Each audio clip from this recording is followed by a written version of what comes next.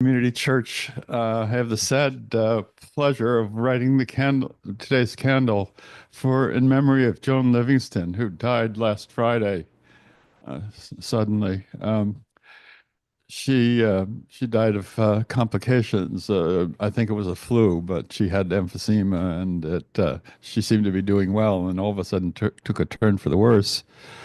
Uh, so let me light the candle, and I'll say a couple more words.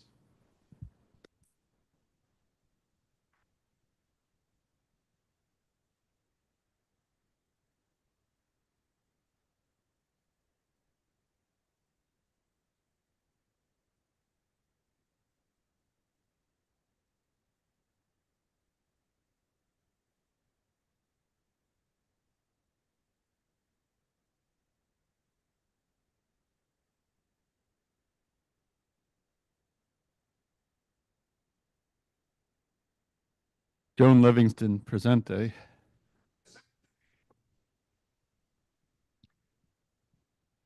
Joan was a member of the community church for much longer than I was, so many of you probably knew her longer than I did, but I had the pleasure of knowing her and living with her for the past 2 or 3 years. Um, she was a really interesting person. She was born in Cambridge, and her father was an academic. They moved to the GE Research Institute in I think it's Schenectady, New York, and she grew up there, and then eventually went to Cornell. After school, she got a job first as a secretary, and this Cornell has a school that's very influential in the hospitality industry. They have their own hotel on campus and a journal dedicated to the hospitality industry. And she rose to the ranks very quickly within a year to become the editor of the magazine. And she uh, she won awards for the design and layout. And she was a very skilled writer and editor.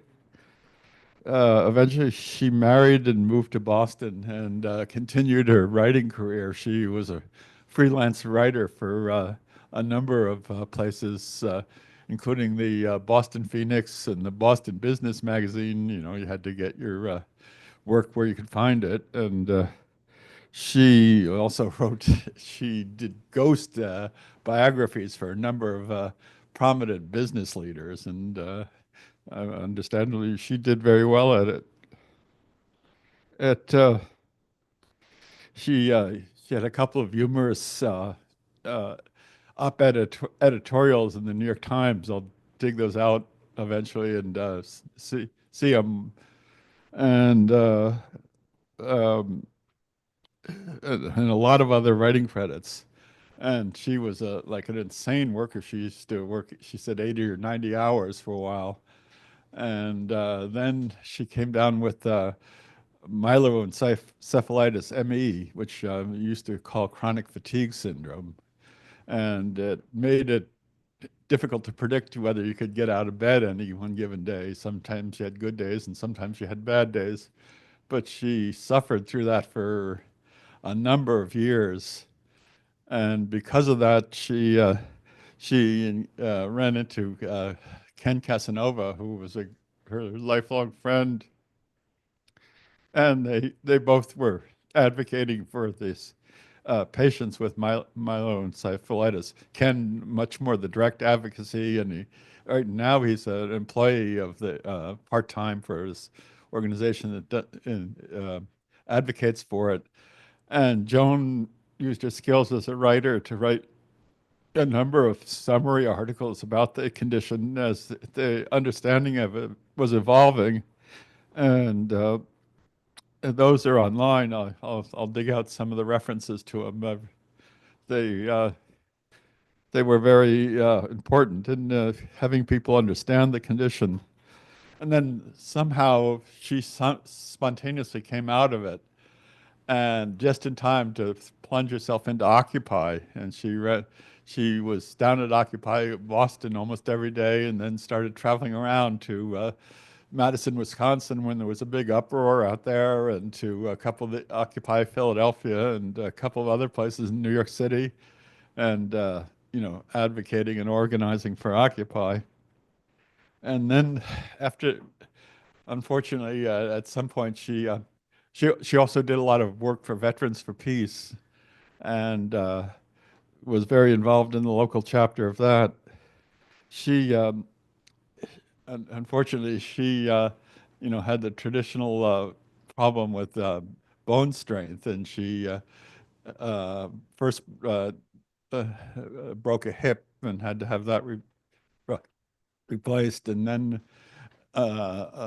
she was a little bit clumsy, and sometimes would, if her tired, would fall, and she had one broken shoulder and a shoulder replacement on the other side. So the last couple of years were rather painful, which she spent a lot of the time in bed just because that was the most comfortable position for her. And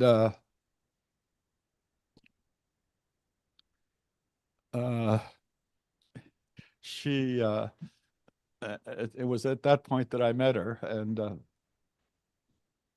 and got involved with her and got to know her. And we have a clip to play of her speaking at a special version of the regular Saturday demonstration at Park Street, where it was advocating for against the spying on all of us, and it just gives you a flavor for her energy and her speaking ability, and so I'll leave it at that.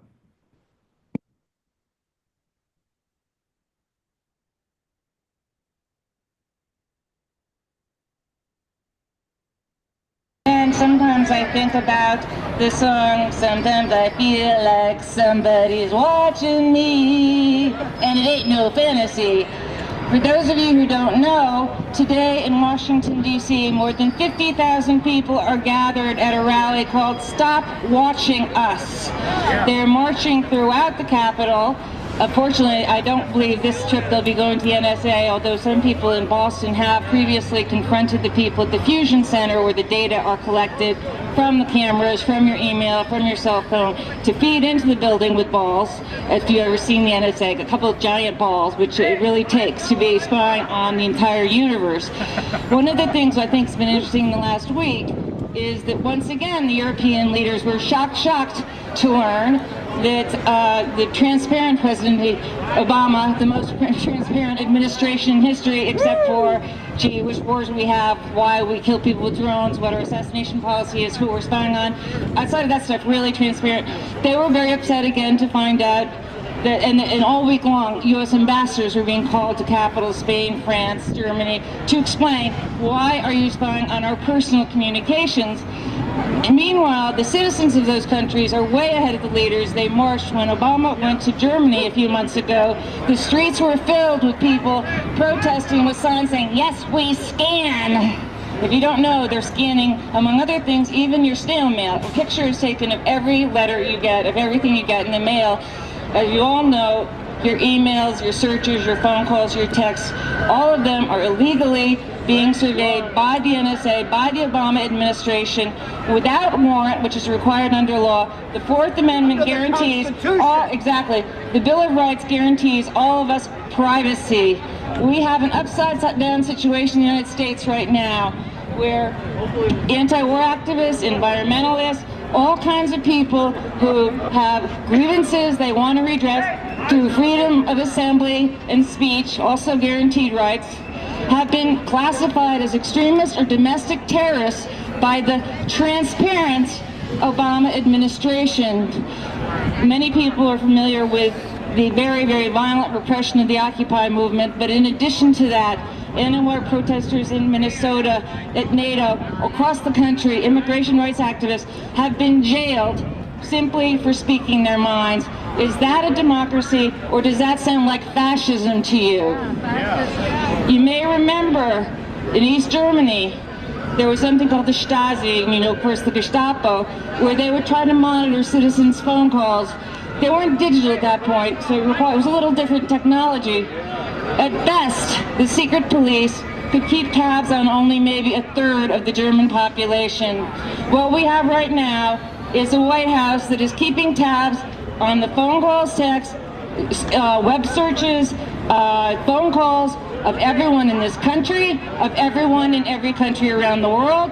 And I think that we should join with the citizens who have been far more upset than the leaders who are having little tips this week in saying, this is a violation of human rights. You get up and talk about human rights while you quash them at home and support repressive dictatorships, and while the military apparatus, USA, number one at war, number one at spying. We run around, the government, U.S. government runs around the world destabilizing governments. Look at Iraq, look at Afghanistan, look at Honduras. The so-called pivot to China is really, the U.S. is mad that China has some good trade relationships in Africa, so the U.S. has sent troops to 35 countries in Africa. That's the new normal. When you hear about the shootings at a mall in Africa, that is blowback. That is because U.S. troops have been in there, and the people said that. They said it's because you people with the U.S., with complicity of the Americans, have been slaughtering people in our country, so we're coming here to get back at you.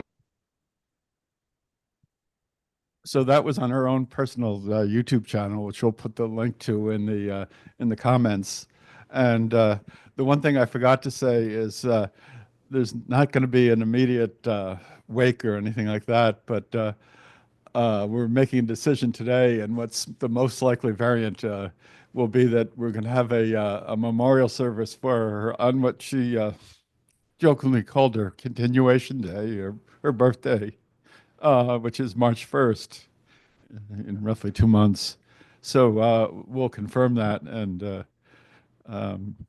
that'll be a chance to say something. I'm going to put up an announcement on Facebook today. I haven't held off for some family reasons, and there's plenty of room to put comments and memories of it.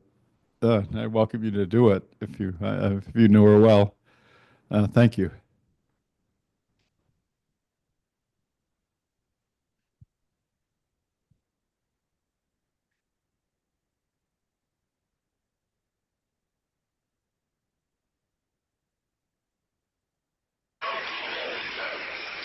Like anybody, I would like to live a long life. Longevity has its place.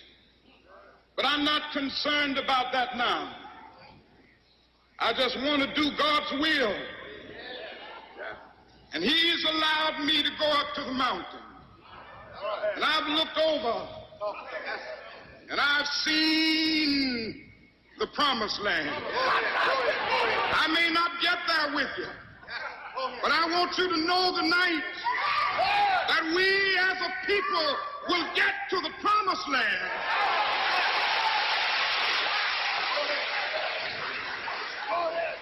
So I'm happy tonight. I'm not worried about anything. I'm not fearing any man.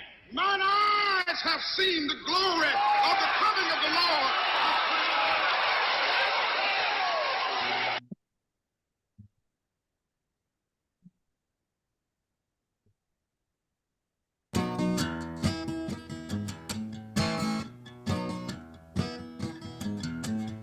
Moses stood on the mountain, looked over to the promised land, took his people through the valley. He said, I hope you understand, I may not get there with you.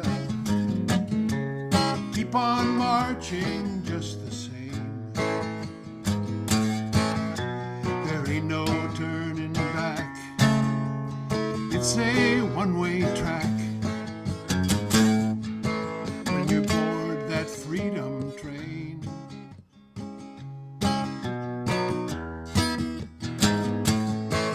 they were running through the darkness.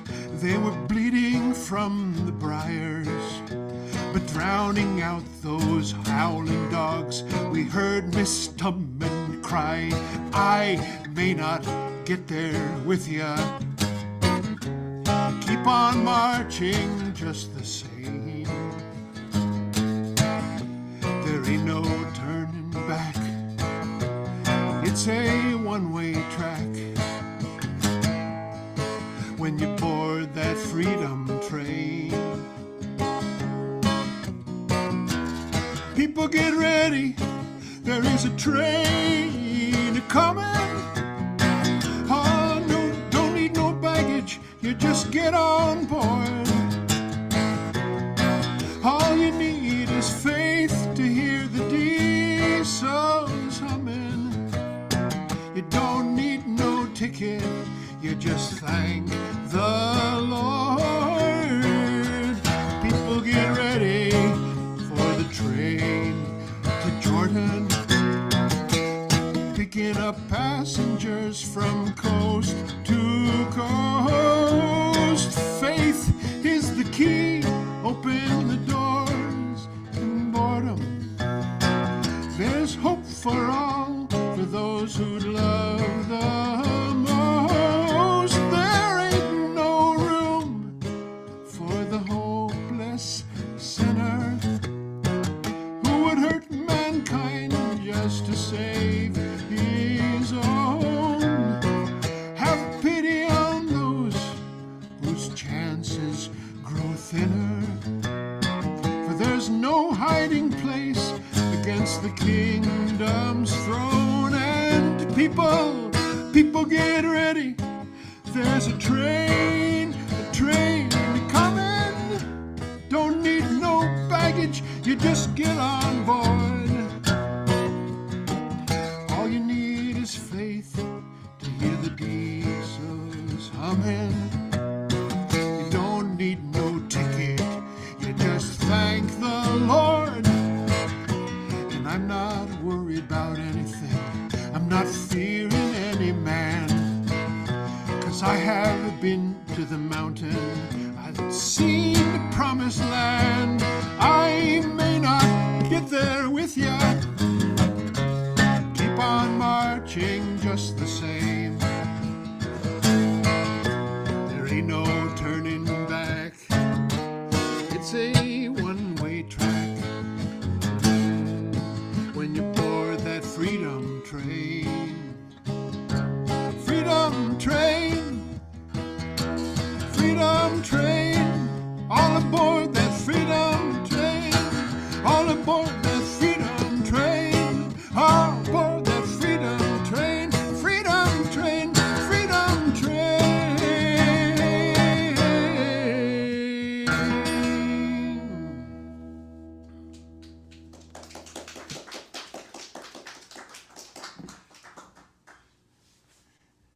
Thank you, and welcome to Community Church.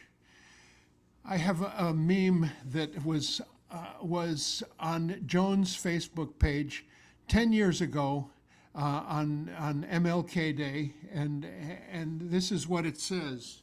I got to get closer to read it because I've got bad eyes. If you can't fly, then run. If you can't run, then walk. If you can't walk, then crawl. But whatever you do, you have to keep moving forward. Martin Luther King Jr., and I think of Joan Livingston when I think of that.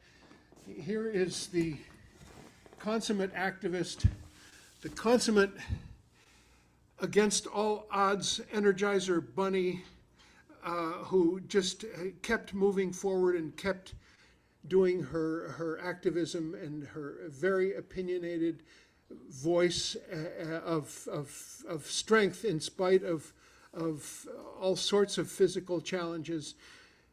Let's say it again, presente, after I say it. Joan Livingston, presente. Presente. We will remember this wonderful, amazing, key figure in this church, all the way back. And Charlie, thinking about you so much right now. Joan got lucky because an ubermensch came into her life for the last 2.5 years or so, and that's Charlie. We love you, Charlie, and we will keep on moving forward. If we can't run, we'll walk. If we can't walk, we'll crawl. Martin Luther King Jr. Well, we've got a couple of things before we get into our talk here. There's some amazing events coming up. This event and next week's are thanks to suggestions from Calvin Airy, who's a new and just very enthusiastic member of Community Church of Boston, and who suggested both of these speakers. Next week is called James Kilgore, and his talk is called "We Need Healing, Not Prisons." The week after that, we have Jana Maria Radowski-Fröhlich, who's a wonderful musician and voice, a Jewish voice, on behalf of the horrible thing that is known as Zionism, and it's from her own family history, and it's a family history with song and paintings and recollections. After that, we have Kelly Carter Jackson, professor at Wellesley College, professor of Africana Studies, A Forceful History of Black Resistance, We Refuse. We have the W.B. Du Bois address on February 23rd with Professor Michael Burawoy, who wrote a book about W.B. Du Bois. He's going to be here in person from California. And finally, on this page, and there's more to come, Native Land Reparation, What You Can Do. Louis Randa from the Peace Abbey Foundation. If you happen to be in Sherborne or nearby and want to come to what used to be the Peace Abbey and what's now called the Peace Park, we will have an event there that's a demonstration honoring Martin Luther King, and Louis Randa will be the direct that event in what is to be some resistance in the streets and maybe some arrests. We'll see. If you're inclined in that direction, join us. So that's some upcoming events here. Also, I'll mention thank you, Amar, for booking this. 2 nights ago, Norman Finkelstein joined us, Finkelstein, I think it is, joined us, and we already have something like 17,000 views on the YouTube channel. Check that out anytime. It was really an amazing talk that he gave. And we have another one coming up January 31st from Tehran, Iran. Mohammed Marandi will join us. And that promises to be just as interesting and insightful a look into the Middle East conflict and especially the role of Iran. So stay tuned to Community Church. Join us, subscribe to our YouTube channel. We already have approaching 70,000 members on YouTube. And Amar mentioned to me that we just opened a TikTok account. And it was just gathering steam, and let's see what happens there. January 19th, a reading that we love to do. I love to do it. I hope people share in my enthusiasm about Eduardo Galeano from Uruguay, passed away about 8 or 9 years ago, and this is called Children of the Days. There's an entry for every day of the year. And here's today's, January 19. With him was born an era. In 1736, the Scot James Watt was born. It is said he did not invent the steam engine, but in his modest workshop, he was certainly the one who, without any great expectations, perfected the device that would power the Industrial Revolution. From that point on, his machine gave rise to other machines that turned peasants into workers, and suddenly, bewilderingly, became tomorrow and packed yesterday off to prehistory. Eduardo Galeano. And one more of these.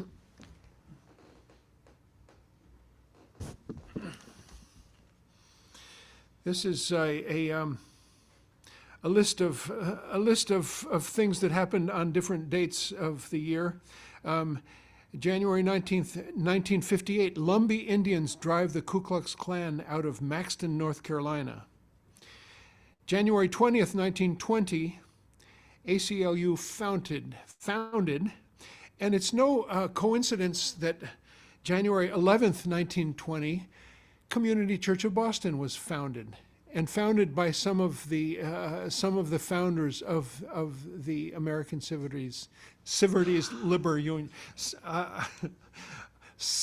Liberties Union.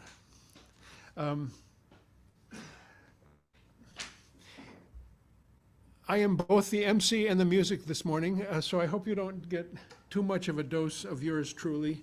But here's another tribute to Martin Luther King Jr. It's written by my friend Aileen Vance from Santa Cruz, California.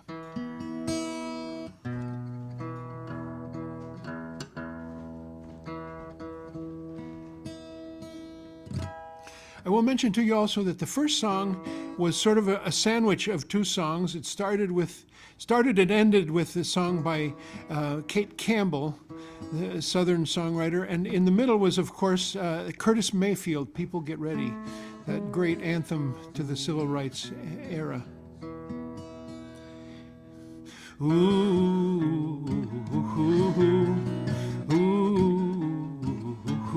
there is no freedom, the wise man said, let justice roll down, when the poor cry out for shelter and bread, let justice roll down like a mighty stream. Oh, children, don't you get weary, walk together, believe in the dream. When the way gets rough, we will make a new way. Let justice roll down like a mighty stream.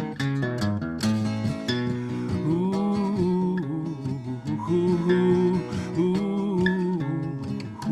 ooh. Hatred will never drive out hate. Let love roll down, roll down. Remember, our hearts couldn't make us great. Let love roll down like a mighty stream.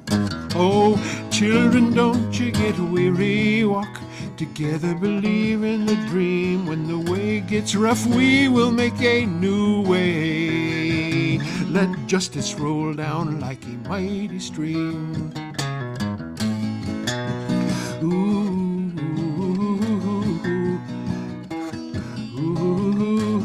when fists rise up to strike a blow, let peace roll down, roll down. May the poets remind us of what we know. Let peace roll down like a mighty stream.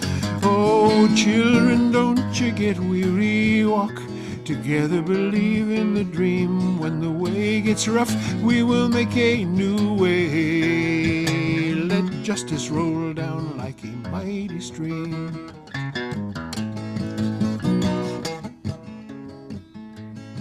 Brutality may threaten our daughters and sons. Let songs roll down, roll down. May our voices be heard above the guns. Let songs roll down like a mighty stream.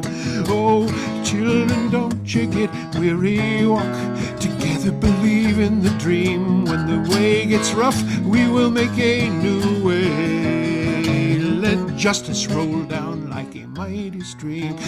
Da da da da da da da da da. Da da da da da ba ba da ba da da. Oh, children, don't you get weary. Walk together, believe in the dream. When the way gets rough, we will make a new way. Let justice roll down like a mighty stream. Step by step and one by one, let justice roll down, roll down. They can kill the prophet, but the dream lives on. Let justice roll down like a mighty stream. Oh, children, don't you get weary. Walk together, believe in the dream. When the way gets rough, we will make a new way. Let justice roll down like a mighty stream. Let justice roll down, roll down. Let justice roll down, roll down. Let justice roll down, roll down. Let justice roll down like a mighty, mighty stream, like a mighty stream.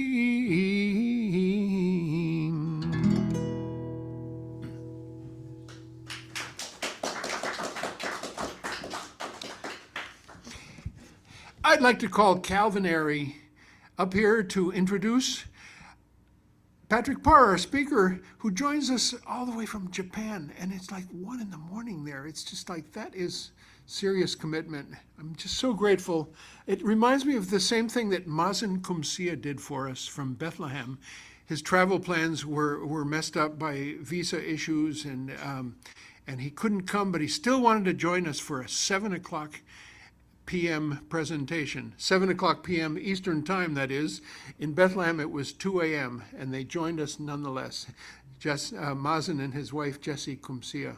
So, same thing for Patrick. Thank you for being with us, and here's Calvin. Yeah, Calvin. Thanks, thanks, Dale. It's an honor for me to be here today to introduce Patrick Parr. I'd like to just say a few words in introduction. I gave a talk here myself last November 24th, and the title was Changing Lives with Books. And I had no idea when I gave that talk that I'd be back up here so soon, but during that talk I quoted Malcolm X, and who said once that people don't realize that a person's whole life can be changed by just one book. And he was certainly an example of that. When he was in prison here in Massachusetts, he did time in 3 different prisons: Charleston, Concord, and then Norfolk. And in Norfolk, he was able to take advantage of a tremendous library.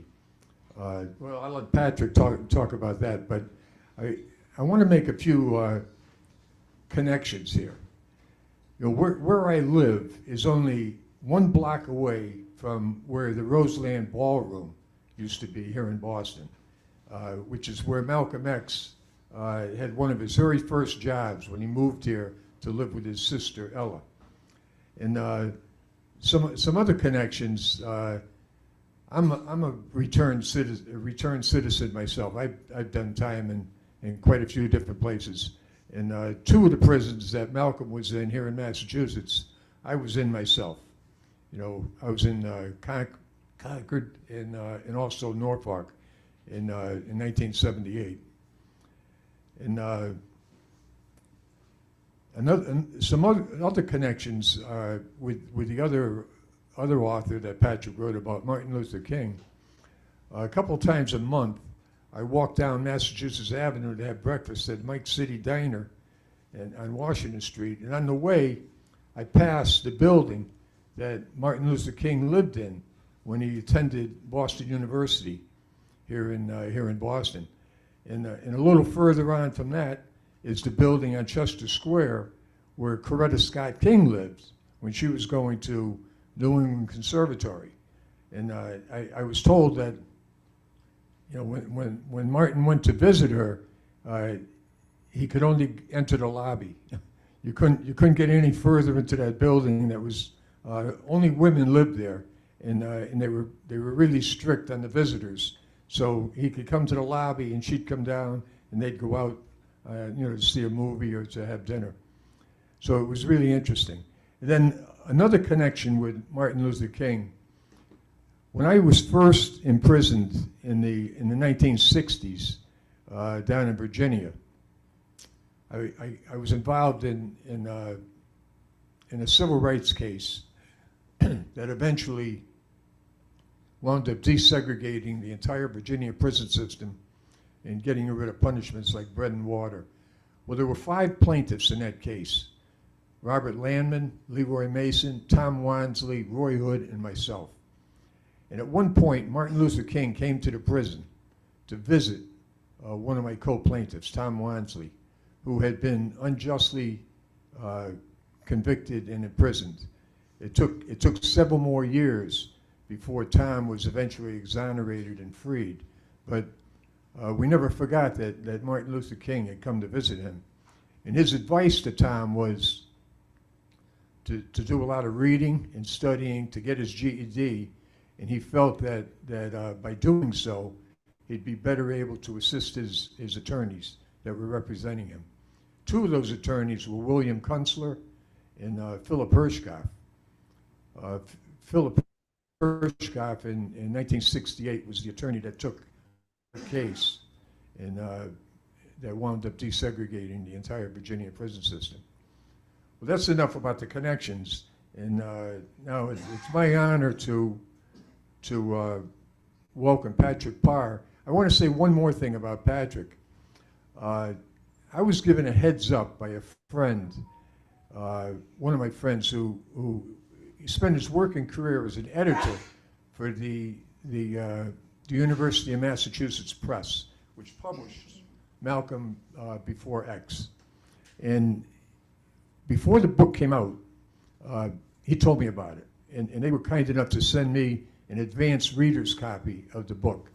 And I read it, and I felt this book would be perfect to send in to many of the prisoners that I send books to.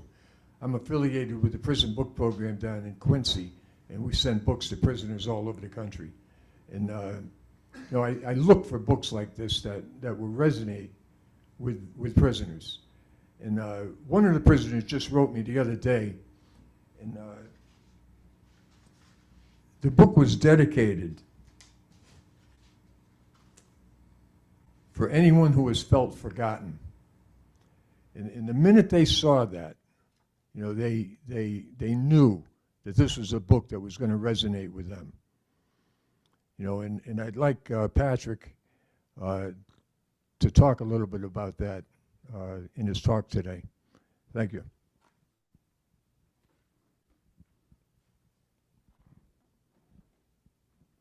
Hello? Hey, hi.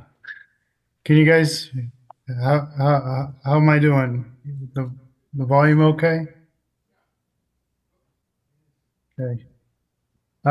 Thank you, Calvin, and thank you, Dean, for the music.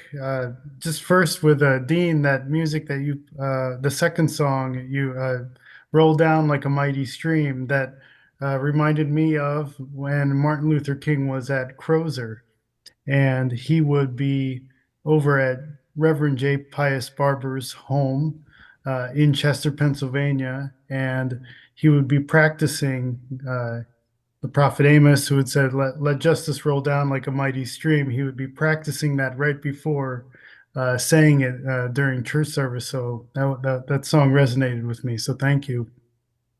And also thank you to Calvin. My goodness, Calvin, I kind of wish I had met you earlier while I was writing that book, because the experience you could have shared with me would have been so invaluable, especially Concord. I fought as much as I could to get as much as I could find about Concord in the book, but it was always lacking, and it just closed. Yeah, maybe I'll be contacting you later about a few things. For anyone who's ever felt forgotten, that has been the dedication of that book for a long time. I've been working on that book for Malcolm Before X, and it is something that is pretty personal. I'm so happy that people are reading that and feeling it too. So that was the intent. So I'll get right to it then. So I first started researching Dr. King and Malcolm X back in 2012 when my wonderful wife, Yuka, helped nudge me toward the world of biography. For years, I had been writing fiction, and I have 8 rejected novels in storage somewhere that, to me, now stand as long-term acts of stubborn individualism. But while eating breakfast in December, we lived at the time near Seattle. Yuka, she asked me this very sharp yet simple question. She asked me, what have you always enjoyed reading? And that key word there is always. I'd fallen into fiction during my college years, but when I was a kid, I'd consumed dozens of sports biographies, basketball mainly. I loved basketball when I was a kid. I especially loved the first 4 to 5 chapters of those books when they showed the often turbulent, hard-edged struggles of their childhood and young adulthood. Uh, but in retrospect, then they'd go on a growth spurt that I never experienced and become a professional, leaving me in the dust. But I hung on to those struggles. After Yuka's question, I went to the library and I kind of camped out in the biography section on the 3rd floor of Bellevue Public Libraries. That's a key theme today. I compiled a list of 40 major historical figures I was interested in learning more about. As I read these biographies, I couldn't help but see how quickly I was reading them. It was effortless. When I read fiction, I analyze every choice the author made, every twist and turn, every characterization until I take myself out of the story. So actually, I was no longer reading for pleasure. But with biography, critique was secondary to the sheer experience of becoming informed. So during that time in the library, the books of Dr. King and Malcolm X stayed with me. I couldn't get enough, literally. There wasn't enough. There were gaps, and it astonished me. For example, with Lincoln, we know even the kind of silverware he used as a young man in New Salem, Illinois. Very specific with Lincoln at this point. So back in 2012, I felt we had not explored the lives of these two men in any real depth, except for some general biographies, especially their formative years. So when I say their formative years, I'm talking specifically about 18 to 27 years old. To me, this is where humanity always seems to make a mess of themselves. They're at their peak physically, but have very little experience.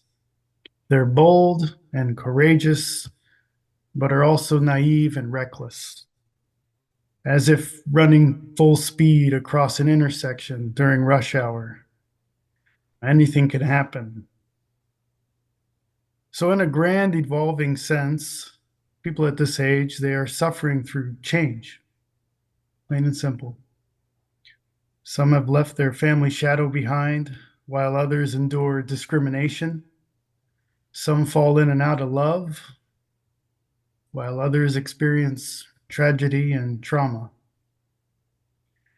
Some even see death up close, while others can't understand why they're here in the first place. So Dr. King and Malcolm X, they experienced all of this in some way, shape, or form. So if you don't mind, I'm going to take you far from the images we're fed this time each year. I won't be talking today about the March on Washington on August 28th, 1963, exactly 8 years after the murder of Emmett Till. I won't be talking about the Montgomery bus boycott or Dr. King's Nobel Peace Prize. And I won't be talking about his assassination on April 4th, 1968 in Memphis, Tennessee. Those have been covered quite a bit. As for Malcolm, I'll also not be focusing on his assassination on February 21st, 1965, a tragic case that desperately needs to be reopened due to mass neglect. I do this for one reason, and that's because I have a personal belief that society often obsesses over deaths of historical figures and forgets to learn how they lived. And that's the point of my books. I want to focus on the life of the individual and their humanity. And when you end the book, you shouldn't feel like they're dead. You should feel like they're alive, like we are. At this point in time, these two men, they've become pretty mythic, you could say. Postage stamps, statues, streets, schools, buildings, universities, museums. Their names are everywhere. Myths have their importance, but human struggle is in and around us every moment. And the more we can relate to each other, the better.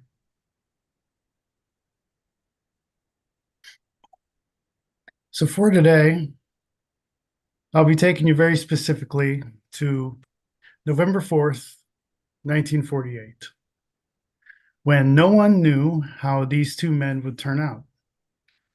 Dr. King was in his first term as a divinity student at Crozer Theological Seminary. That's located in Upland, Pennsylvania. It's near Chester. He was 19, and although he'd had brief experiences in Simsbury, Connecticut, working the tobacco fields, this was his first extended time living in the North, away from his parents, his father's shadow, you could say. Malcolm, meanwhile, was at Norfolk Prison Colony. And I think by the way I say Norfolk, everybody in that room is going to say, this guy's not from Massachusetts, I'm guessing. Norfolk, though, is now called MCI Norfolk.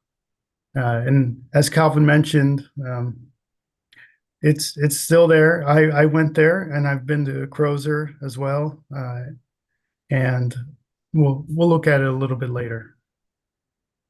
So at that time, Malcolm, as of November 4th, 1948, Malcolm is 23 years old, and he's 2 years into an 8 to 10 year prison sentence after leading a team of 6 others on a string of home burglaries across the Boston area. I think your church is pretty close to one of those homes.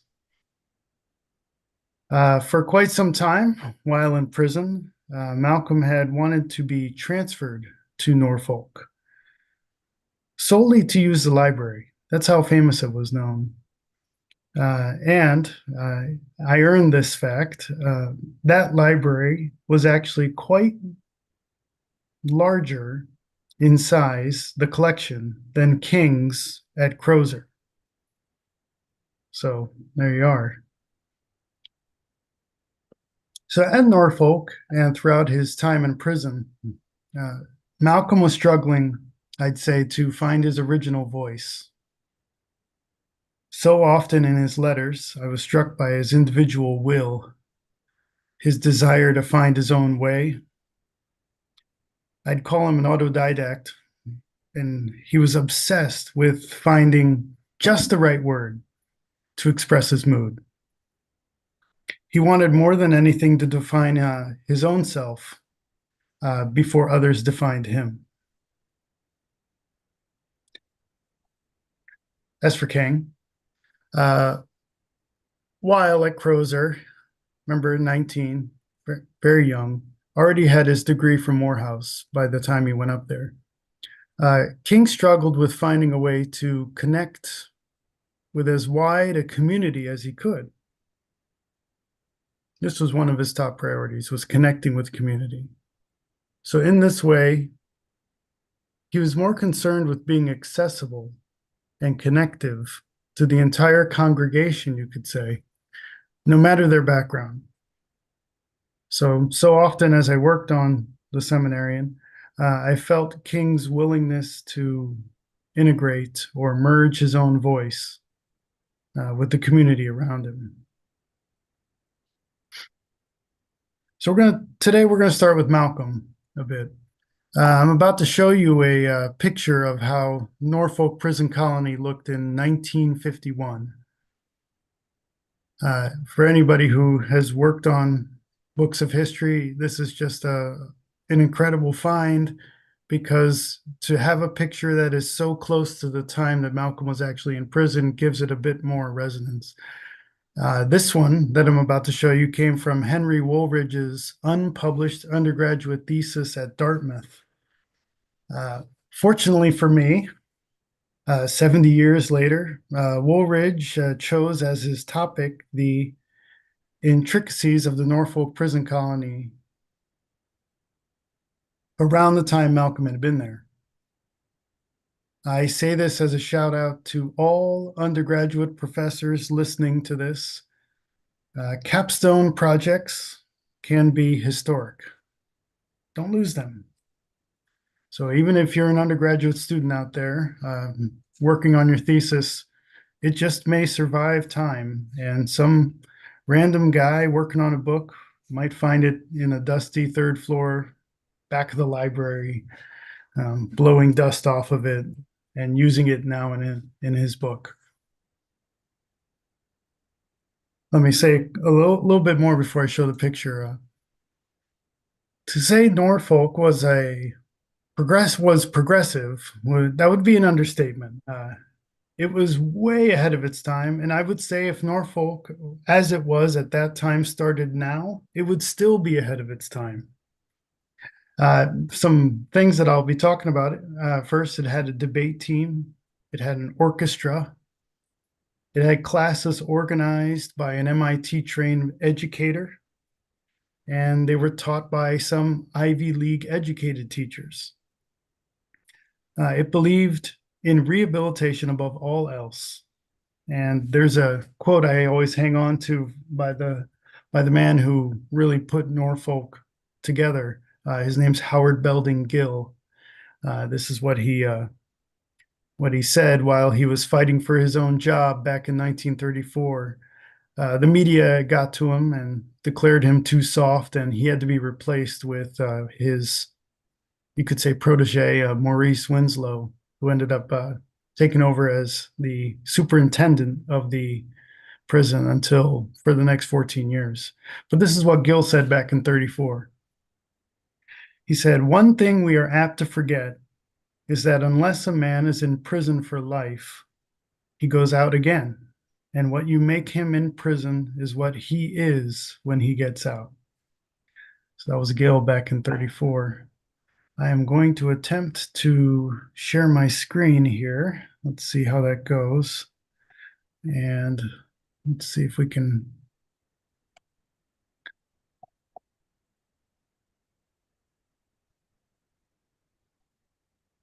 How's that? Does that work? Can we see that?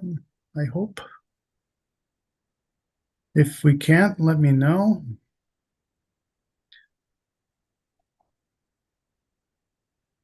Okay. So as I said, this is a picture of Norfolk Prison Colony.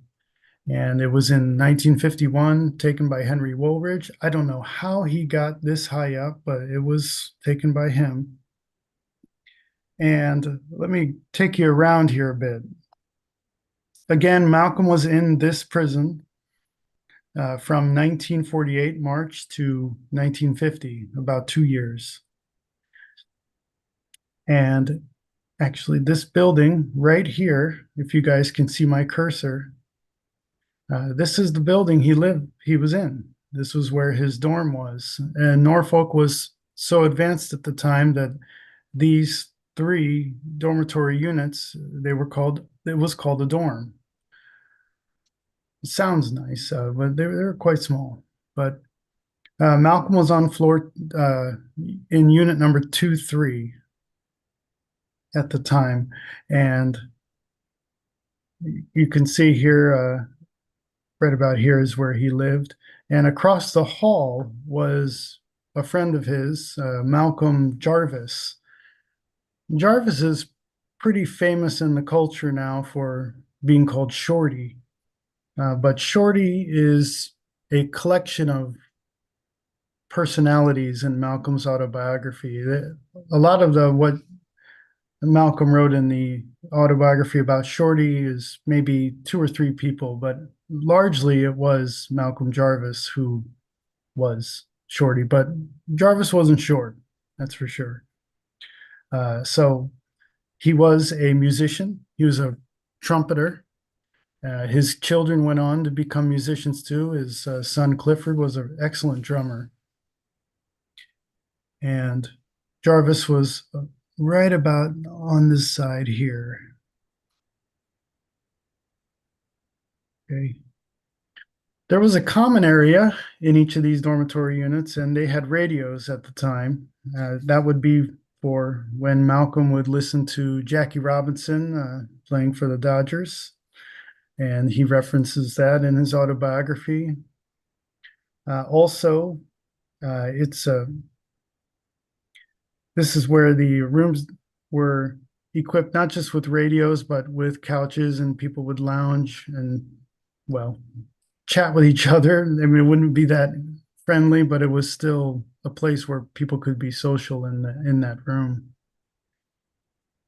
Over here, this building, this is the school building, and this is where Malcolm would walk from this dormitory down this sidewalk. This is the quad right here. And Malcolm would go into school, and then also there would be some debate activities in classrooms, and Malcolm would debate in this building. Malcolm also debated over here in the assembly hall, which was much bigger. And the debate team at Norfolk at this time was incredible. You could say that they were the best in the country, perhaps at that time. They had defeated Ivy League teams such as Harvard and Yale and MIT, Princeton. They had defeated Oxford, Cambridge, and anyone who came into this prison, they had at least experienced loss in some way.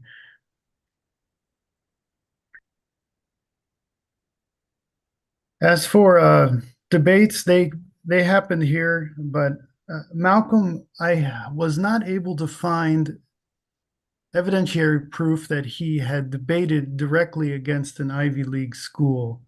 But he did indeed debate quite a bit with other incarcerated men, such as there are people named Murdo Margison and also Russ Noble. And these were men who were the number one, number two debaters. Malcolm, in his autobiography, called them walking encyclopedias because they had been at Norfolk for so long that they'd read just about every book in the library, felt like. Over here, it would be baseball and football. This is where they would play. And you can see this wall right here. This wall had a barbed wire all along this top here that would be about 2,300 volts or 4,400 volts at night. Tower guards would be in these corners. It looks cozy, looks like a college campus, but we got to remember that this is prison, and this is definitely not cozy when you really think about the reality of the situation. But Gill's intent at the beginning, and Winslow's, once Winslow took over, was to make this a bit of a closed society, somewhere where an incarcerated man could figure himself out and make himself better and ready for the outside world. So this is Norfolk. I'm going to keep going down here. We're going to head over to King now. One more thing about this picture is that this walk down here, this would be the laundry area. This is where Malcolm worked while he was there. And whoa. Okay. All right. Let's go down here.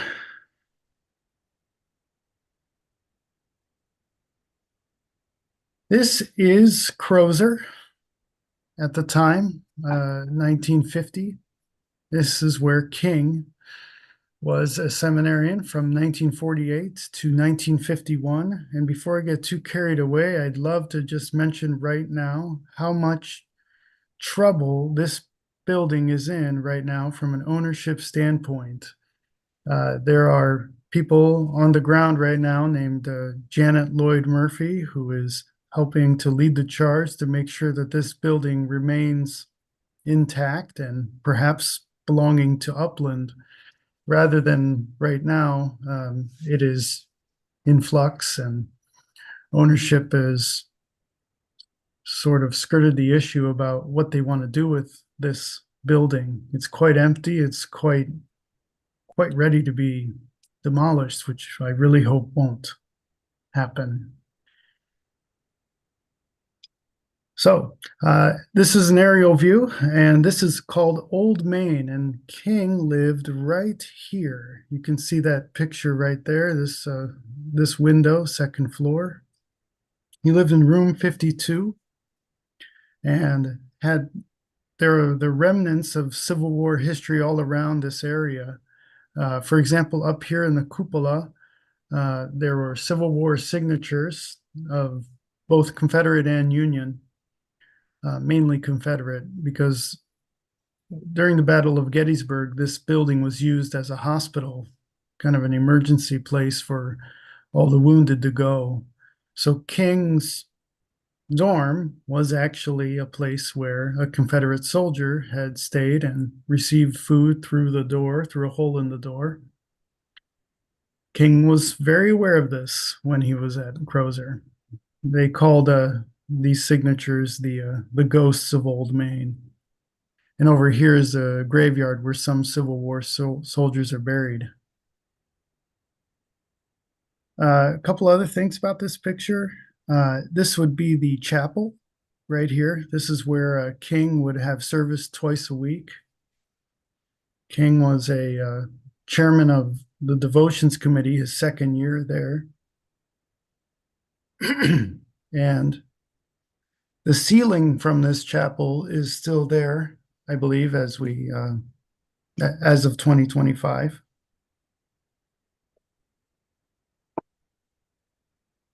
And also about this building back here, this is the dining hall. This is where they would gather and eat, the seminarians. There were about 30 or 40 in total.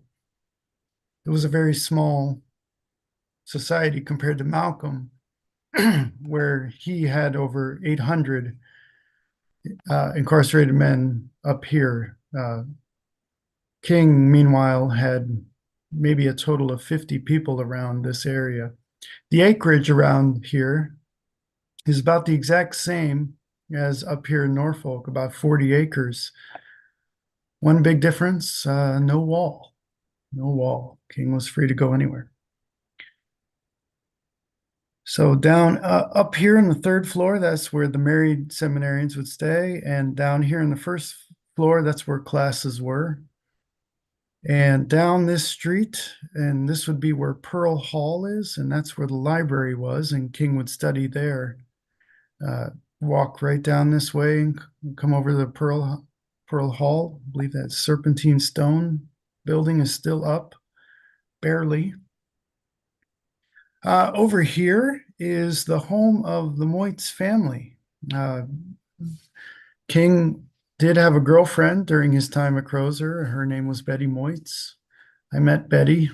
She was a lovely, lovely person. She passed away in 2017. But Betty's family really took care of King, especially that first term, which is what I'll be talking about here in a second. And King was always grateful to Betty's family for helping him through those years, and they did become romantically involved. They even got to the point where they were discussing marriage, but it didn't work out. It's a long story short. That's also in the book, but it was mainly because of King's mother. His mother didn't know about it, but King couldn't really bring himself to tell his mother about the relationship, and it started to unravel from there. Also in this picture, these are the houses of the professors, and there's some fun stories here. One professor named Morton Scott Enslin would come out of his room here, and the students could see out the window of their classrooms, and Enslin would come out of his house 1 minute late after class, and he'd be puffing on his pipe like a locomotive, going back into this building and just running into class as fast as he could. So very close-knit community here. This is where King stayed for 3 years here in Upland, Pennsylvania. Okay, and one last thing here. King would often when between classes, he would walk back this way, and these are the Ship Creek Woods, and he would stay near a creek and just sit down, relax, sometimes even meditate and think about all the things he was studying. And it was here where he started to forge his own mindset and feel more connected to the church, to his own spiritual beliefs. Uh, big area here that is still to this day. You can still go down to that creek and check it out. All right, so let's go to November 4th here. This is a lot here. My apologies if it's a little overwhelming, but let's go into it. So it's not a turning point in these two men's history. It's November 4th is something I picked because the schedule was very full. But let's go ahead and take us through here with Malcolm. So this picture, by the way, is Malcolm's mugshot when he entered Charlestown State Prison in 1946. So this picture, he's 20. So around 6:30 a.m. though, this schedule's for Norfolk. House officer would wake the men up with a morning bell, and Malcolm would be in the dormitory room. Then at 6:45, sharply go down to the breakfast in the first floor dining hall. There were booths that Malcolm and Jarvis too would sit and eat breakfast pretty quickly. Then they'd go up to their rooms, they'd make their beds, stand for inspection. And at around 7:53, work and the school whistle would sound and Malcolm was off. He'd have to go to class, just like that in the school building I showed you earlier. On November 4th, there was a debate competition. And the topic that day, interestingly enough, was the U.S. government should permit unlimited immigration of professionally trained Europeans. That was the exact topic that Malcolm talked about in the class that day. And I'm making this stuff up. This is all in the prison newspapers that I dug into. The Colony, what it was called. They had a bi-monthly prison newspaper that was delivered to all the men, the 800 men who were there, and also even out of the prison to other prisons, and also to people who subscribed for a small bit of money. So this topic, the U.S. government should permit unlimited immigration. Malcolm was given the negative, and he debated with someone named Frank Kearney, who had a lot of experience and was a bit older than Malcolm. This was an important debate, actually, because Malcolm and Kearney were, you could say, auditioning to try to debate against Clark University, who was coming about 10 days later. And they were up against another team named Odell and Roberts. And it appears from some of the news reports that Malcolm may have fouled quite a bit. They said that some of the things he said were a bit out of bounds, or they gave grounds for Odell and Roberts to advance their own arguments and win the debate. But Malcolm definitely had them rolling, and that rolling is not me, that's the paper. And he was clearly skilled even at this moment. There's a very good chance that he made a lot of points connected maybe to professionally trained Africans who are left out of this topic. And by making it a race issue at that time, there's a fair chance that they said, you can't do that in an actual debate with Clark University, or we will lose. And Malcolm wasn't really interested in following those rules to a T. He was far more interested in saying what he needed to say to the people right in front of him. So this debate occurred in class in that library in that building that I showed you, and Malcolm lost.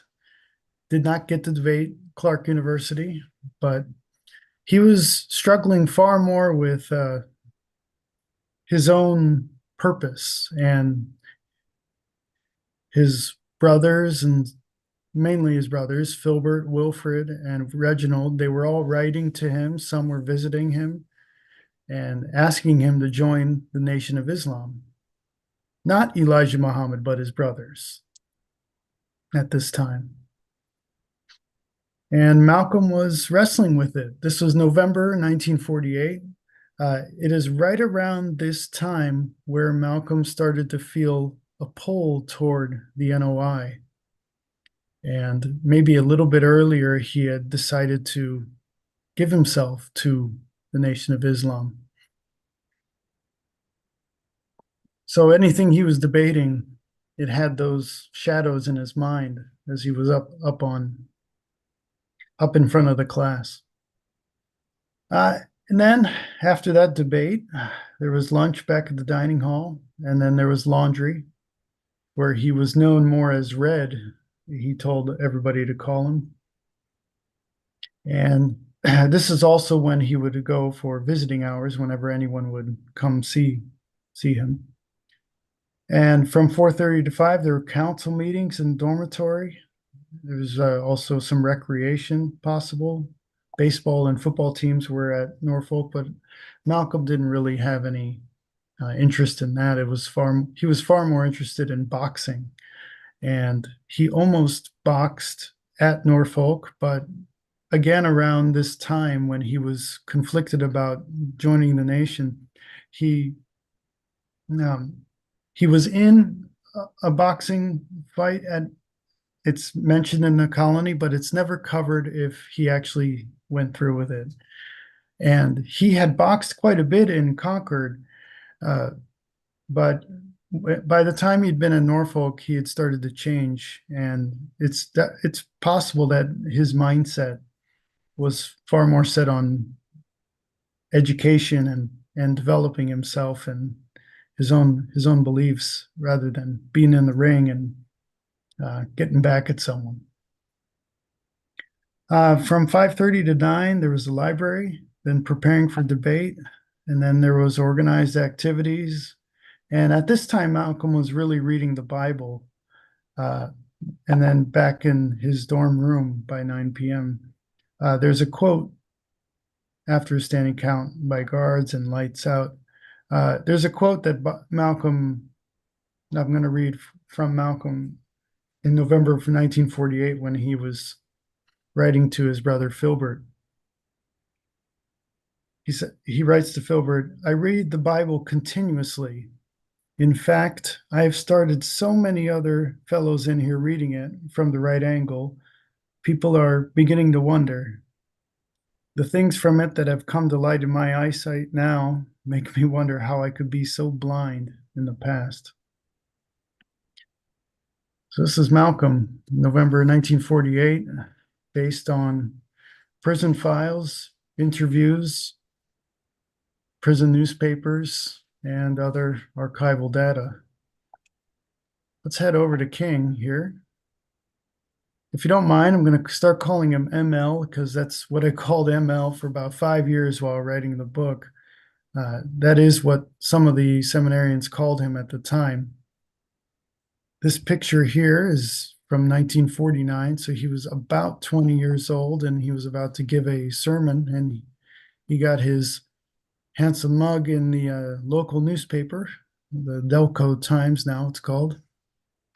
And I'm sure the seminarians were a bit jealous of him for getting to have his picture like that. 6:30 a.m., he wakes up, room 52 on the second floor of Old Main Building. 6:45 to 7:45, he has breakfast in the basement cafeteria of Old Main. Sometimes he'd have breakfast with his professors. They came in. The breakfast and dinner was prepared by Betty's mother, Hannah. They loved eating the Pennsylvania Dutch porridge, and that fact was given to me by a friend who passed away about a couple months ago. His name's James Bashai, and James passed around the age of 97, and he and I were able to go to Crozer together and go inside and learn all about this rich history that remains. And it is James Bashai's wish, and as mine is too, to turn that old main into something more than just storage, which is what it is right now. So from 8 to 9:50 a.m., we have the first class on the first floor of Old Main. King was taking Introduction to Old Testament with a professor named Pritchard, James Pritchard. He was you could call him a biblical archaeologist, where I call him a wannabe Indiana Jones. That's not in the book, that's just me. But Pritchard was a tough grader at the time, so this B- was pretty well earned. And I just want to note that it's pretty cool to me that Malcolm and King were reading the Bible on the exact same day, and the fact that this can be confirmed using primary sources. All right, and then 10:30 to 11:30 a.m. was orientation for juniors, and this was by the president of the school at the time for the first year. His name's E.E. Aubrey. Aubrey was the kind of guy who put as required texts to read, he would put his own books. Pretty confident dude. He would also berate some of the seminarians for not working hard enough, but otherwise he was pretty esteemed. But then he did leave for the University of Pennsylvania the next year. King, meanwhile, didn't do well in this class. It was probably due to absences, and also Aubrey as well. From 11:30 to 12:30, there was public speaking, and this was with Robert Caton. And this was just a part of preaching ministry class. This is where King struggled the most, I would say, is through finding his voice. And by voice, I mean his tone. And King, while Caton wanted him to sound more, to put it short, more white, King would also in the afternoon go and visit J. Pius Barber and plug back into the experience of being a Black preacher, preaching to a Black congregation like Barber was doing at Calvary Baptist Church. It was back and forth for King. He wanted to be accessible. He wanted to be appealing to as many people as he could. Sometimes I feel that was a bit to the detriment of his own development as a scholar, perhaps as a writer. But when it came to speaking, he cared very much about tonality and how he delivered his words with authority and emphasis. Next at 12:30, there was lunch, free time, and there was even pool down in the basement. King was a hell of a pool player. He would beat everybody at school in pool, and also they'd be smoking under the pool. And the pool table was close to the chapel, which was just above them. And one time, King's father did visit him, and King was smoking, playing pool, and it really did not feel like a seminary in that way, although some seminarians would tell me that actually that is what a seminary is at the time, even now. But King's father was so shocked, but he didn't do anything about it.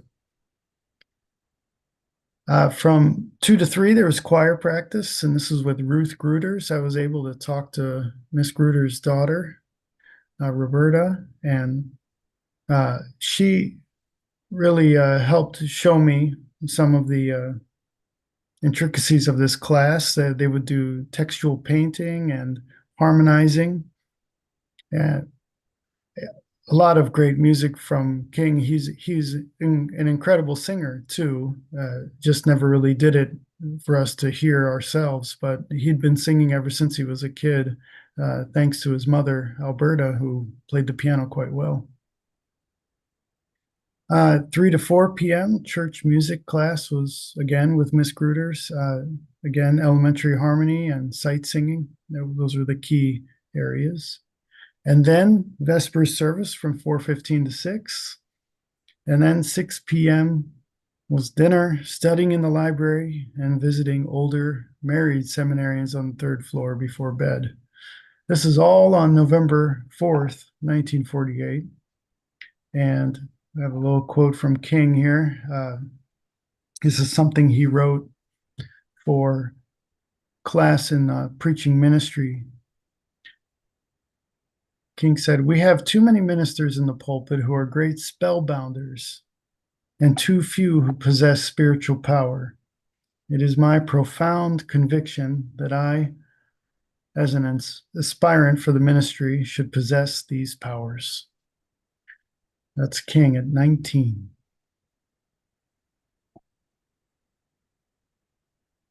I've shown you all this for one very important reason, and that is to make them regular people. I know that maybe some of these details come off as humdrum, like going to lunch or going to dinner, but if we're going to connect with these men, I feel we have to do it in a way that is human, and we can feel how they struggle, how they move through life, trying to find themselves. And a little shameless final slide here. This is for people who are there in Boston, and I apologize in advance because I'm guessing my geography is a little off, but I just had to do this. Here's a picture here of King when he lived in Boston, and this is a 396 Northampton Street. This is where King lived. Meanwhile, Malcolm actually, for a time, lived on 5 Wellington Street, and 5 minutes away, 5-minute walk. And you had MLK being a doctoral student at BU, and then you had Malcolm X being a minister at Mosque number 11 in Boston. And this was between mid-September 1953 to January 1954. So you have Malcolm here on the street, definitely trying to recruit people to come hear him talk in 5 Wellington Street, where Lloyd X lived. And 396 over here, King is with Coretta at this point. It's their first year of marriage. And she is finishing up at the conservatory, as Calvin mentioned. And I got to think that they walked past each other, didn't really even know who each other was, and just, or maybe Malcolm recruited him. I wrote that down here. Did they walk by? Did Malcolm try to talk to King on the sidewalk? Who knows? This picture, I'll end it here, is this is where Malcolm and King met each other on March 26, 1964. They met for about 1 minute. And I was so fascinated by this smiling moment between the two because they'd been such rivals, at least in the media's eyes, especially, but also with each other. But when they shook hands, and there was a moment where Malcolm said a quick remark to King that got King to smile. As they were shaking hands, Malcolm said to King, "Oh, now you're going to be investigated." So the irony of that is that they actually were both being investigated at that time by the FBI. Huge files on them both. So, all right, that's my big part. Again, I want to thank Community Church in Boston for giving me this chance to just to talk about these two men and Martin Luther King Day coming up tomorrow. That'll do it. Thanks, guys. Thank you.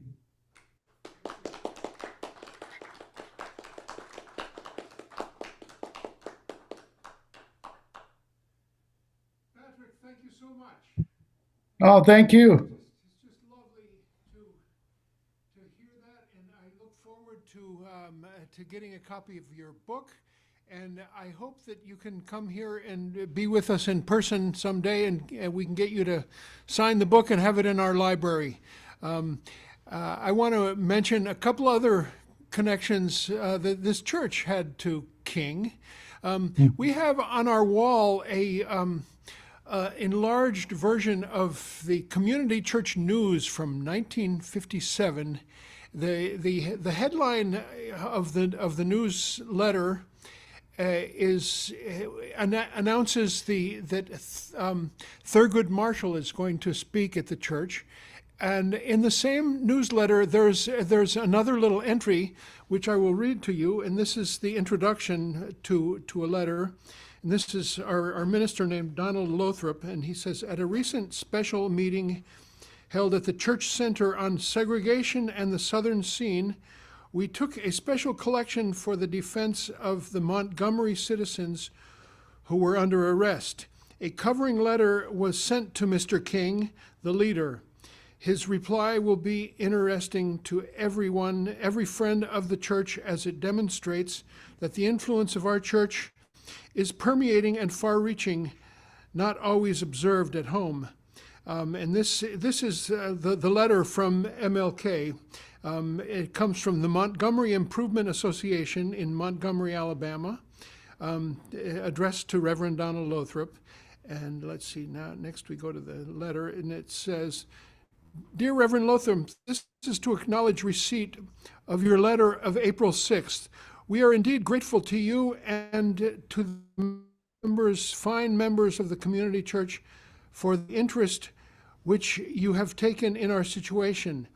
This type of moral support gives us renewed courage and vigor to carry on. When I was a student at Boston University, I had the pleasure of attending the community church on numerous occasions. I have always had deep and lasting interests in the type of religious liberalism represented at the community church. Please know that I am thinking of you often. Sincerely yours, signed, M.L. King Jr. So that's just an amazing thing that we are very proud of. There's several other letters up in the archives, and I invite you to come and check out what we have for archives anytime. We'd love to give you a guided tour. They're kind of in let's say early stages of organization, but several letters back and forth, mostly of just a booking nature. We were trying to get him to speak, and the Reverend Lothrop's booking letters are all categorized, and there was a back and forth between him as well as afterwards between Coretta, and it's basically about details about, can you do this date and this date. We finally managed to get him to speak in 1956, I believe it was. And again, Thurgood Marshall in 1957. We were meeting at that time at the Conservatory Auditorium, which is the auditorium of Boston Conservatory, where Coretta was enrolled. Here's a little community church pitch. We'd love to be in touch with you, and we'd love to have you share your email address with us if you have not yet. And we need your help to make these programs keep on happening. So we're going to pass this around to the people who are here in the audience. And our virtual basket is online at communitychurchofboston.org, where you can help us through PayPal or credit card offertory. So let's send this around. We'll have one last song and a Q&A with Patrick.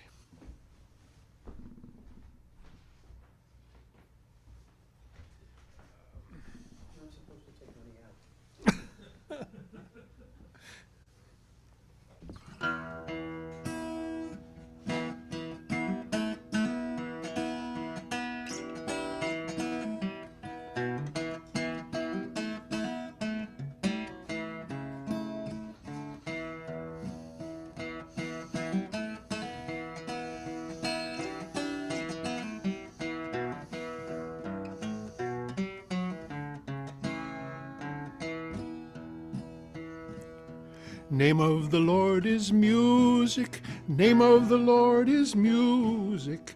Name of the Lord is music to my ears. I want to sing and shout it. Gonna tell the world about it. Could not live without it in this vale of tears. Name of the Lord is music to my ears.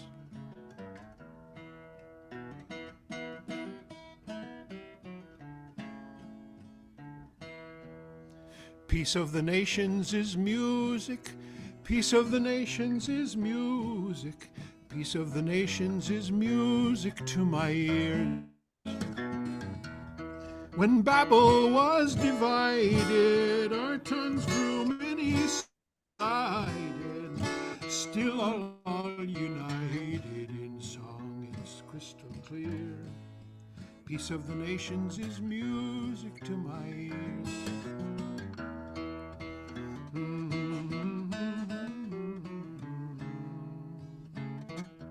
Children laughing is music. Children laughing is music. Children laughing is music to my ears. We could all be children, joyful noise make with them, innocent once again, unfettered by the years. Children laughing is music to my ears.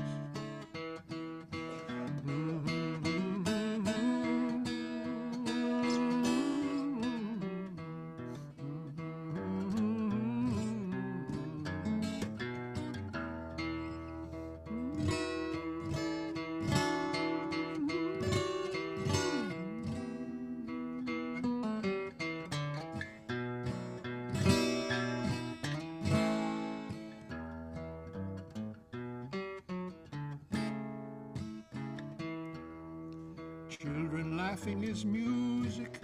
Peace of the nations is music. Name of the Lord is music to my ears. Name of the Lord is music. Peace of the nations is music. Children laughing is music to my ears. Name of the Lord is music. Name of the Lord is name of the Lord. Name of the Lord is music to my ears.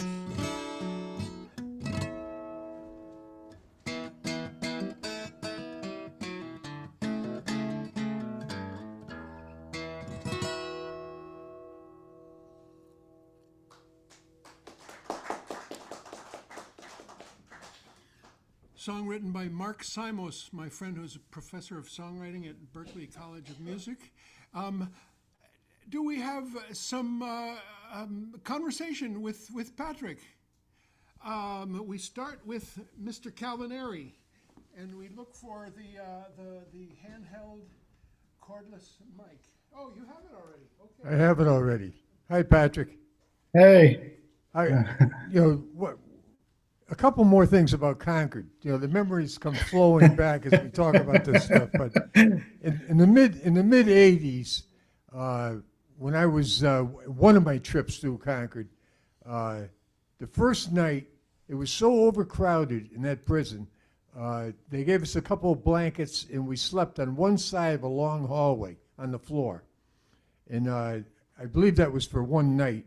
And then they moved me from there into what had been the library. All the books were gone, and we had mattresses on the floor. We slept on the floor in the library. It was absolutely, that place was so overcrowded. That's where they had people sleeping on the floors in places like the library. No books left at all. So I just wanted, no question, I just wanted to give you a little more flavor about Concord. Oh, thank you. Yeah. I'll be picking your brain a bit later.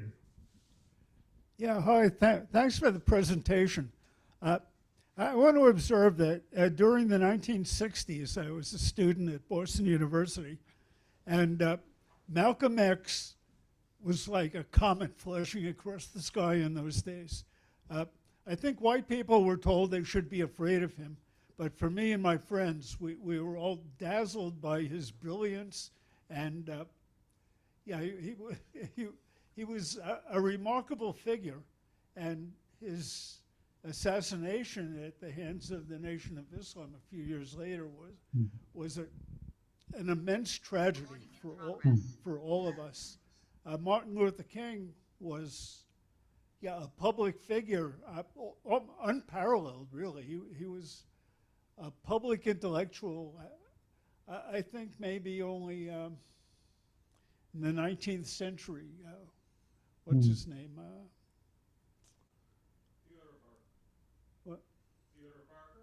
No, not Theodore Parker. The divine from Concord. Thoreau? Yeah, Ralph Waldo Emerson. Emerson. Was a public intellectual on the level of Martin Luther King. I really feel privileged to have lived through that era and to have heard both of them. Malcolm appeared on television all the time, really. And he was always debating the so-called Negro leaders, as he called them, and they were scared to death of him. He was so brilliant and so incisive. Well, thank you. Thank you for sharing that.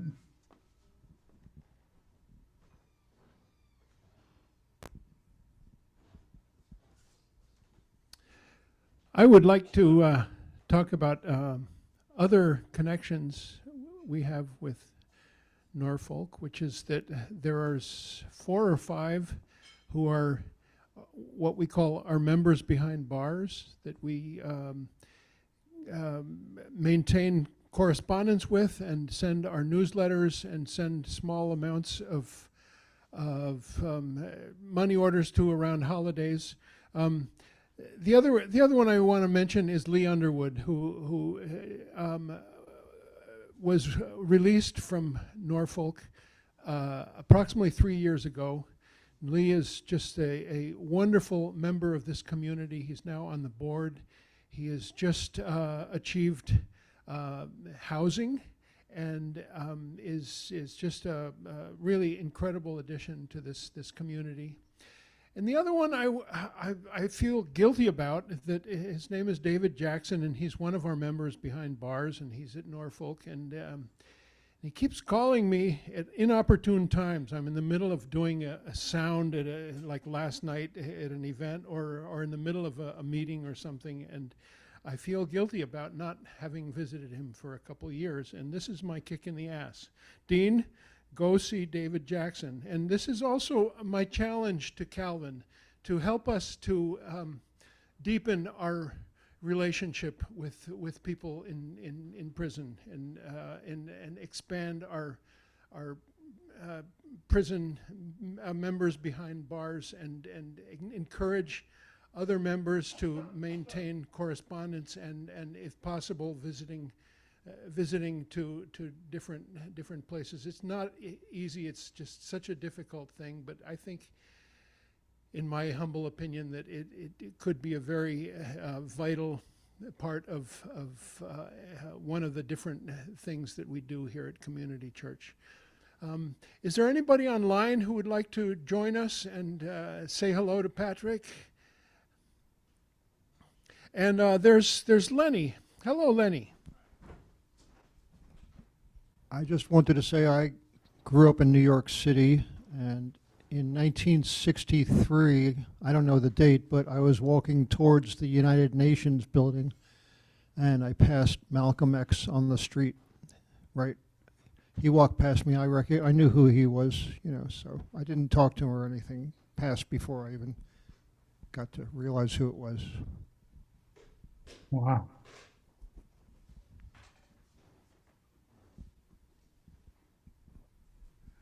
I've had the chance to read a couple of books of Malcolm X's speeches. I'd highly recommend them all, especially the one, I think it's the last speeches of Malcolm X. They were during the last year where he was evolving quickly. And most people don't realize, all the things he went through. But I'd encourage people to take a look at that. And then I had a question is, do you know more about who put into place this policy that put the library into Norfolk, and how long did it last? Great. So the question is about the Norfolk Library, about how it came to be. Is that right? Yes. Okay. So there was a senator at the time. His name was Lewis Parkhurst, and he had made a fortune in textbooks. And he was also a donor, you could say, to Norfolk. They actually called him the father of Norfolk because of how much he contributed to that library.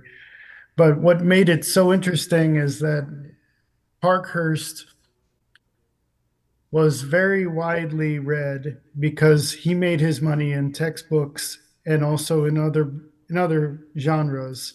And he traveled to Egypt with his family after his son had passed away at Dartmouth, tragically.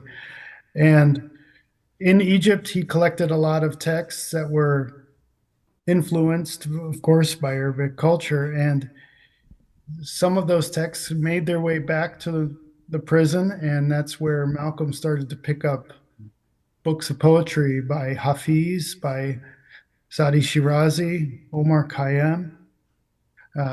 And this is all in the Norfolk Library. This would not be in the Crozer Library with King. There would be some texts, but the diverse collection of texts in Norfolk Library was very unique at the time.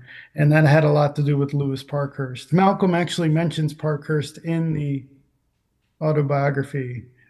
Some millionaire, he calls him. But Parkhurst was a big force at Norfolk, and that's why the library was so useful. I did go to the library. I talked to a couple of librarians to get their catalogs to find out how many books still remained there. Maybe there was a copy of a book that Malcolm had read at prison, but I wasn't able to dig up any. Or maybe they're holding on to them and not telling me. I don't know. But I hope that answers the question. It's amazing to hear all this talk about some very high-sounding things going on at Norfolk State Prison. Debate, libraries, Arabic culture. What we hear about Norfolk Prison is isolation and horrible conditions and polluted water. I had another thought, which is that it just so happens that Community Church inherited a mountain of books from one of our former members who passed away, and it would be amazing to try to make a connection with whoever the librarian is there and en masse transfer a lot of books to that library. There is enormous amount of books that are early 20th century is the focus. Fiction, history, memoirs, all kinds of authors. And, there's the stuff that we want to keep, which is mostly about socialism, anarchism, Marxism, Leninism, labor unions, strikes, and all that kind of stuff. But it's just a thought that maybe Calvin, who is deeply involved in prisons and books, could help us make happen. Calvin, have anything to say about that? I've already written down David Jackson's name. I'll make an effort to establish a contact. I will say that I just recently started sending books into Norfolk, and the first person I sent books into was affected by a fire that occurred there on December the 1st in one of the cell blocks. And over 60 prisoners were moved out of that cell block without any personal belongings. They lost all their books, correspondence, family photos. Some of them didn't even have their dentures or eyeglasses. And none of them have received any of those items back. They're apparently all being tossed because of contamination with asbestos and other things that were burning in the fire. And it's a terrible situation. And this one fella, he's turning 70 years old, and he's been locked up there for 42 years. It's just hard to imagine 42 years and to lose everything. Absolutely irreplaceable stuff. And anyways, he was the first person, and your book was one of the first books that I sent him.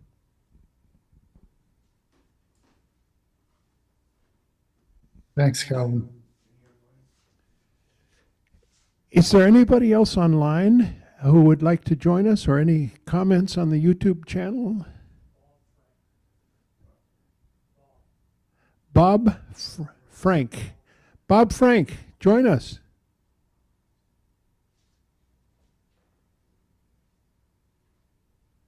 Hi, this is a very interesting talk. You showed the two houses that were near each other where King and Malcolm stayed.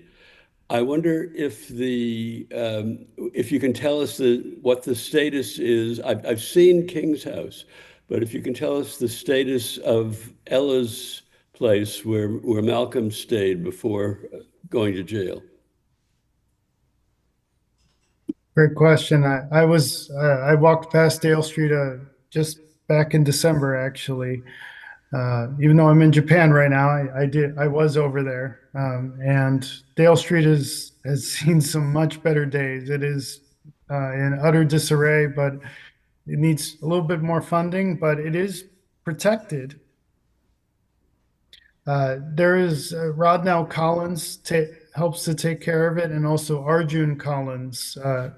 And they are trying their best to keep it together and get it renovated so that people can actually start to go inside and look around a bit. But I asked to go in, but it's just not accessible right now.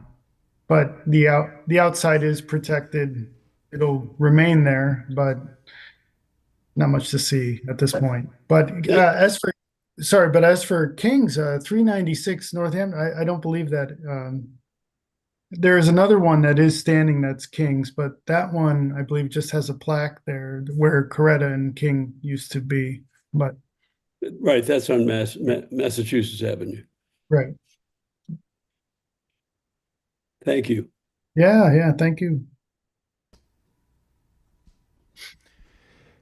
Well, thanks everybody. There being no one else who would like to say hello, Eli.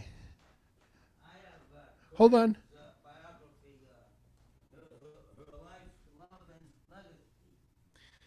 Let's show the people a book that Eli brought about Coretta Scott King, My Life, My Love, My Legacy. Thanks for sharing that, Eli. Published in 2018. All right. Yeah. That's a great book. No, she's not still living. Yes, passed away. I couldn't tell you exactly what year, but several years ago she passed. Yeah. So, Charlie. Just one more detail on the Malcolm X's house. I passed by it, I forget exactly when, but there were a couple of posters commemorating the house out in front of it. And there was a bigger poster on the corner of the street pointing me. That's why I happened to be driving by it, and I took the time to stop. And but that was there for several months, but now it's gone.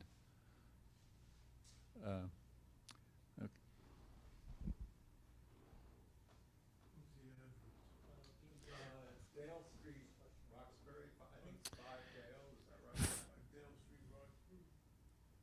5 Dale Street in Roxbury is the address. We have someone online who would like to join us.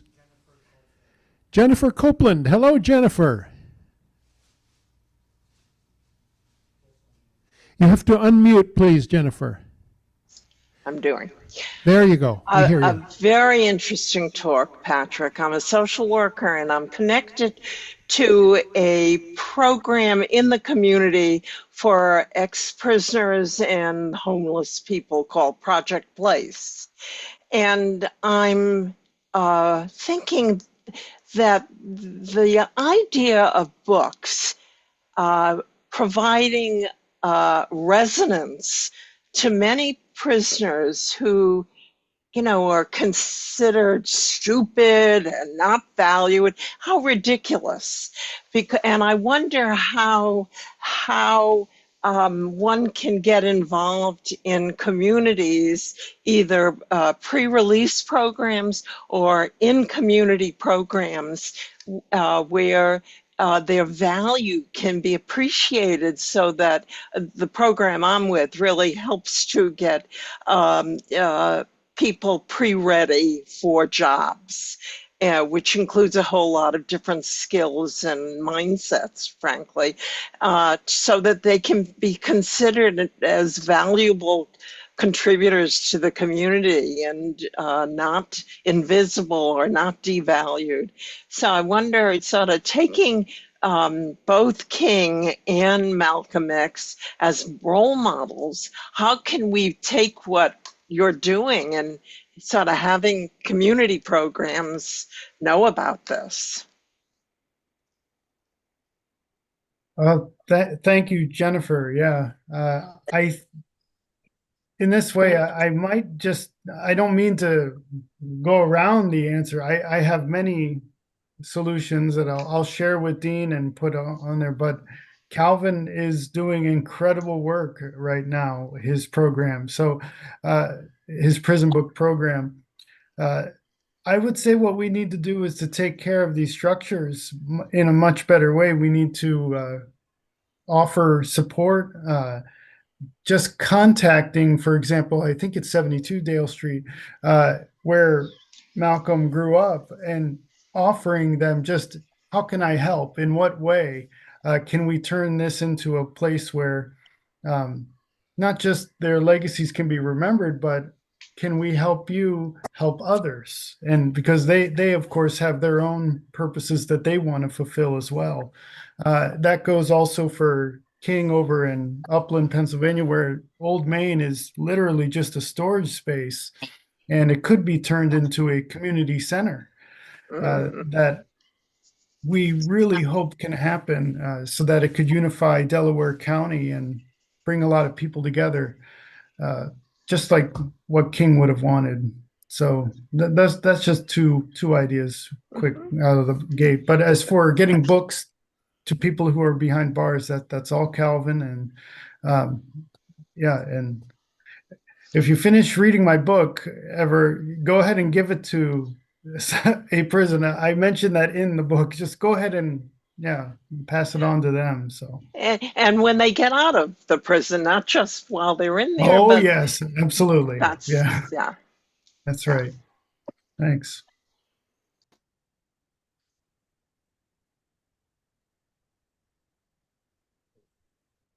Hi. Hi, Dorothy. Yeah. Hi. Hi. I want to thank you, Patrick, very much. It was excellent and interesting.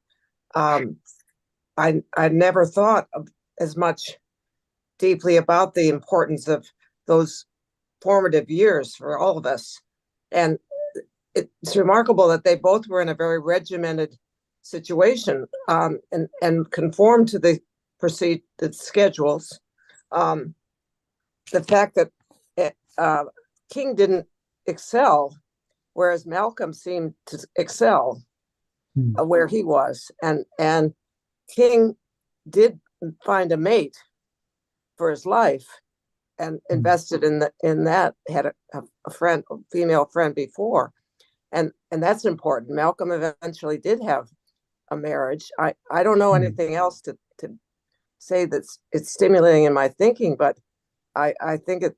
I never. Oh, I also wanted to ask you if I missed it. If somebody has said something about what does Norfolk have now? I mean, is there any debate? A society? Is there any heritage of very good books there? You're shaking your head. Thank you. Well, I'm shaking my head just because of the debate you mentioned, but the debate program is no longer really as robust as it used to be. But what there is now, this was started by Ricky McGee, who I met when I visited Norfolk in August 2023. He's since been released, but he had been 25 years into a sentence, and he had started what's called the Harriet Tubman Project there, which was devoted to racial justice. So there are echoes, flames, whatever you can call it, of Norfolk spirit in the past that do occur at that prison. But yeah, few and far between. But it's gone through some tough times. But Norfolk has a little bits there, but could sure use that debate team again. That would be great if that could be started up again. And it was a good time for Malcolm to be there, it sounds to me. Oh my goodness, yes. I mean it's really. But I want to stress one thing. I focused so much on Norfolk. We have to remember that Malcolm really endured the worst parts of prison before that. Charlestown Prison, which is where he went in 1946, and then went back to after Norfolk, was just utter hell. Oh. And it was 150 years old, decaying, all the things you have nightmares about around the walls and so forth. That is Charlestown. So, but so Norfolk was paradise. Thank you again. Thank you. Gwen Vanzetti were imprisoned and where they were executed. Now the site of Bunker Hill Community College. This has been rich and right up our alley of our just interest in history and our interest in, let's say, sacred places. I remember Brother Blue. Some of you remember him. Wonderful storyteller, and also a reverend who plied the streets of Cambridge in his beautiful blue suit and told these lovely, wonderful stories. He came to speak here once, and the first thing he did, we have his talk on cassette, and we'll digitize it, and is get on the ground of our auditorium here and kiss the ground and say, this is sacred ground. And it makes me think about how we should honor our past and let it inform us and inspire us to move forward with this tiny flame of a still small voice. And remember again, King's words, if you can't run, walk. If you can't walk, crawl. And we're going to be feeling like that a lot in the coming 4 years. But don't stop. Do whatever you can. I just wrote a letter, a postcard. It happens to have been to MSNBC President. Dear President, finally, truth was told on MSNBC about Gaza when Chris Hayes talked about the Joe Biden's, I gotta get my glasses, bloody genocide in Gaza. I congratulate Chris Hayes and urge you to stop sugarcoating your treatment of apartheid. genocidal state of Israel. Dean Stevens, just a little postcard that'll go in the mail, tiny thing that each one of us can do every day, especially on this weekend when we celebrate and honor Martin Luther King Jr. Thank you, everybody. Luis Guzman, our cook, is spreading a beautiful luncheon for us. We're going to put the tables out and enjoy each other's company. Join us on future Sundays, and we have an incredible feast of food as well as speakers upcoming. Stay tuned, be in touch, do good work. Love you all. Over and out. Thank you, Patrick. Thank you.